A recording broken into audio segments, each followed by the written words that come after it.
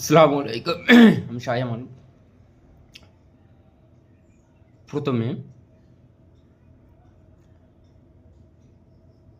মাননীয় মুখ্যমন্ত্রীর কথাটা শুনুন, তারপর আমি কিছু কথা বলবো এবং যুক্তিসঙ্গত প্রমাণিতভাবে তুলে ধরছি। বাকি মতামত আপনাদের। মালদার মোথাবাড়িতে যে ঘটনা ঘটেছে, যে করেছে তাকে হাতে নাতে কে ধরেছে জানেন? আমাদের সিআইডি, অর্থাৎ লোকাল পুলিশ নয়। বাগডোগরা দিয়ে পালাচ্ছিল, মুম্বাই থেকে এসছিল, মুম্বাই থেকে বিজেপি ধার করে ওই মিমকে নিয়ে এসছে। আইএসএফ ওদের সাথে, কংগ্রেসেরও উস্কানি আছে আর বিজেপিরও উস্কানি আছে। বিহারে এরা ভোট কেটে বিজেপিকে জিতিয়েছিল বিজেপির টাকায়, আর কালকেও যে দাঙ্গা করেছিল পরশুদিন, সেটাও এরাই করেছিল।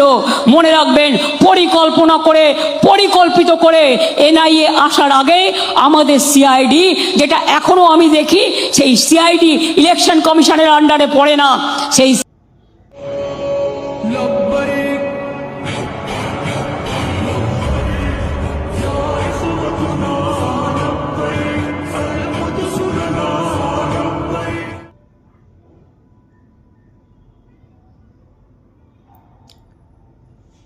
এনআরসিআইডি মোফাক্কুরুল ইসলাম তিনি উস্কানিমূলক কোনো বক্তব্য দেননি যে ভোটার লিস্টে এসআর হয়েছে, ভোটার লিস্টে বাদকারীদের সঙ্গে থেকে একটা শান্ত শৃঙ্খলাভাবে আন্দোলন করেছে। সেখানে বক্তব্যগুলো যারা শুনেছেন ফেসবুকে বা সিবিআই মাধ্যমে বা আমার প্রোফাইলে ঢুকবে, সেই বক্তব্যগুলো দেখবেন।